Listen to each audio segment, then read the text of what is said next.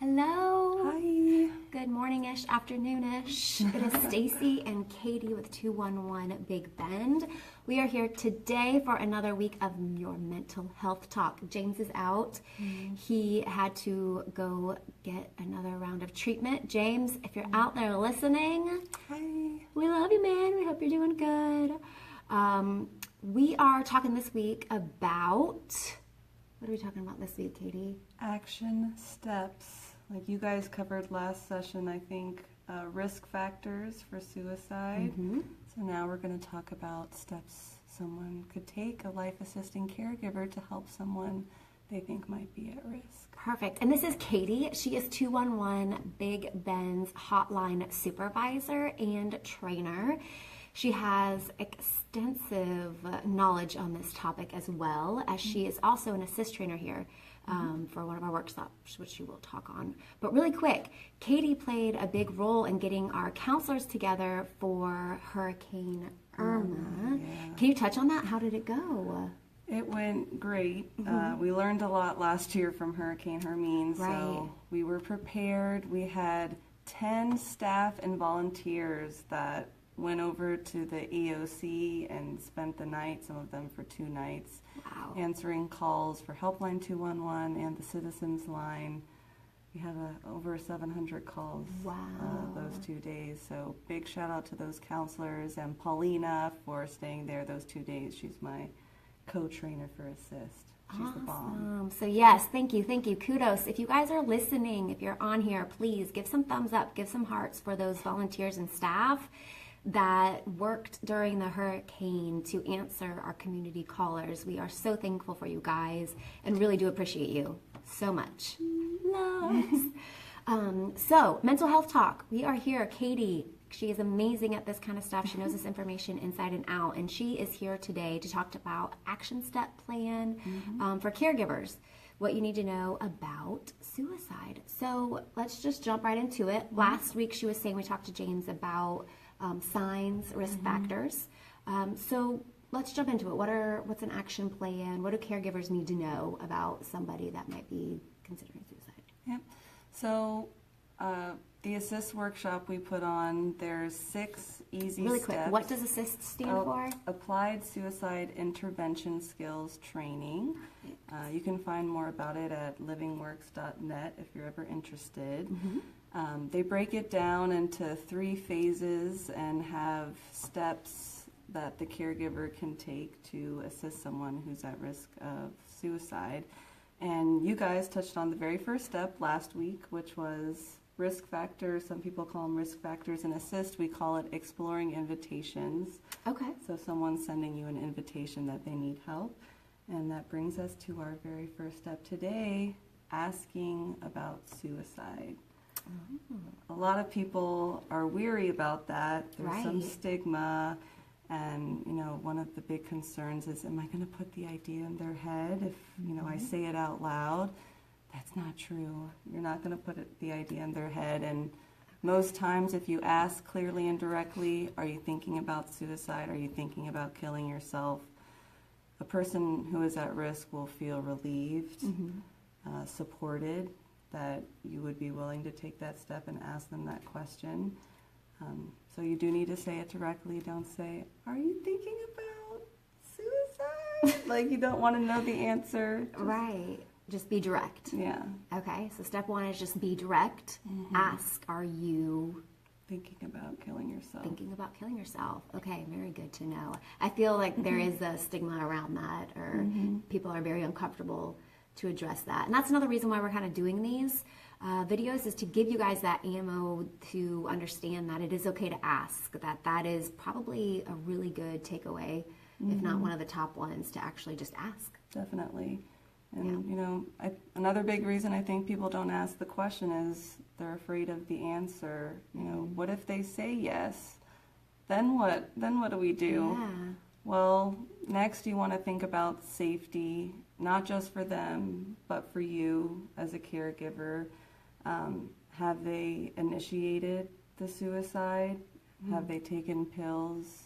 Do they have any means that could be high lethality or harm them? And try and disable any threats to safety for you or them. And if you feel in danger, you need to call 911. Sure. Make sure that both of you are safe, and if it's established you both are safe, then you want to support them and move to our next step of assist, which is hearing their story. Okay. So, 1, ask. 2 is to Assess the safety. assess the safety for them and for you as the caregiver. Okay. And then you want to listen to their story. A lot of people don't spend enough time really hearing others. Right.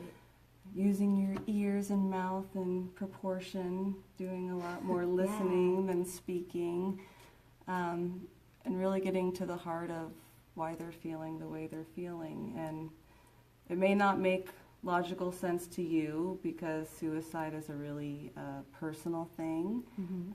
What could be a blimp on a bad day for someone could be earth-shattering and devastating for someone else.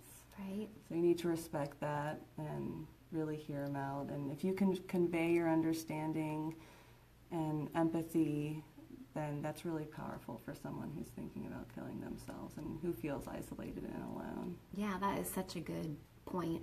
Use your ears and listen. Yeah, a lot of people tend to want to give maybe a solution, Yep. and sometimes maybe there isn't one. They just need an ear to listen to. Is that accurate? Yeah, definitely. Fixers, they want a solution and, get them feeling better, but probably if there was an easy solution, they would have found it. Right. Yeah. So Okay. That's good to touch on. Listen. Okay. Paraphrase back to them what you're hearing. Use some feeling words like, I can hear you're feeling upset or you're feeling devastated about X, Y, and Z. Right. So once you feel like there's rapport, you've conveyed your understanding, and they feel like you understand as well, you want to get their permission that you both can focus on safety for now. What does that look like? Well, back to assessing safety, you want to learn more about their plan to kill themselves if they had one, and what you can do to disable that plan and aid their safety. Maybe there's a situational change that could be an easy fix. Maybe you come spend the night with me tonight. Maybe a friend or family member comes over. Maybe you eat a meal. It's been a day since you nourished your body. Small things like that that can boost someone's mood. Sure. And keep them safer.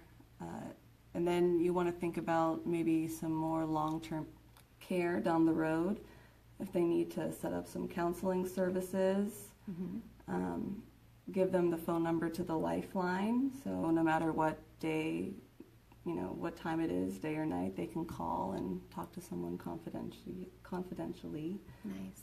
Yeah, that's huge. Okay. Wow. So Katie just gave a wealth of knowledge, boom, right there to you. I love all of those advice-giving tips. Those are really good. So what would you say is the next step? Well, you want to define your role as a caregiver. They've just divulged this to you, that they had been thinking about killing themselves. And maybe you are the 24/7 caregiver for them, and you're going to stay by their side. They're going to come sleep over, but realistically, not everyone can do that. So you need to reach out to the community and think of it as more of a supportive team, and tell them, I can be here for you when I'm off of work, but when I'm away at work, what are we going to do? And really think about how you're going to create a plan for safety that includes all day, real life, realistically. And make sure they understand the plan and you both are on the same page. Yeah, absolutely on the same page. It's good. I like that advice. Confirm the plan. Okay, confirm the plan. Now, if somebody's like, I just do not feel okay doing all that. That's beyond what I feel comfortable with doing. What would you suggest or say to them? Pass the torch. Do something, even if it's calling Lifeline yourself and asking, what should I do? We have counselors that are trained that can walk you through steps that you can take. If safety is an immediate concern that maybe they've initiated or they have a very lethal means like a gun, pills, then there's always calling 911. I know in Tallahassee you can call and request CIT officers that have been crisis intervention trained, and ask that someone go out and do a wellness check at their house. And, you know, no big deal. Someone shows up, make sure you're okay, and if you're not, take you to the hospital if you need to.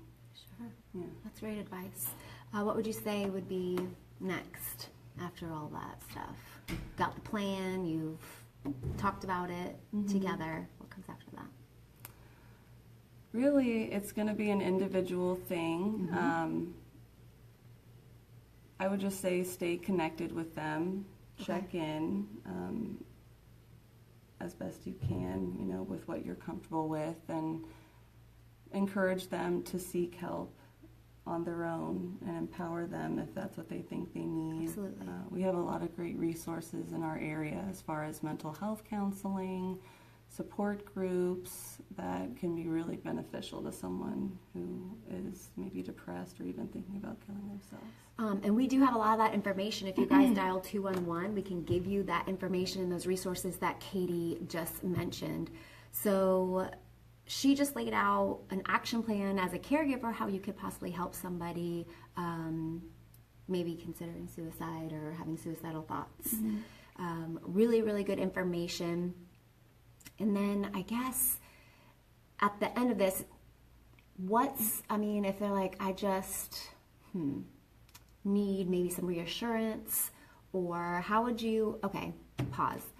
There's an assist workshop that has all of this information. Katie just kind of gave you like little nuggets, Tiny bit of this 2-day workshop that we actually host here at 211, and she's one of the trainers for, along with the fabulous Paulina.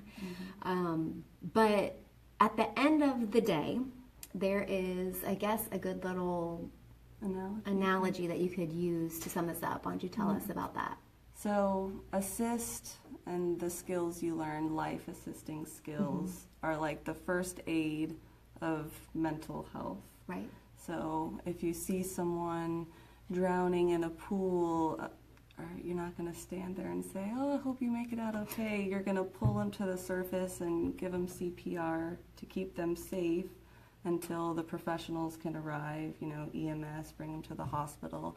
So that's really all you're doing as a life assisting caregiver. Not all you're doing. It's really great work and important, but anyone can do it. Anyone 16 years or older, doesn't matter what your experience is, what you do for a living.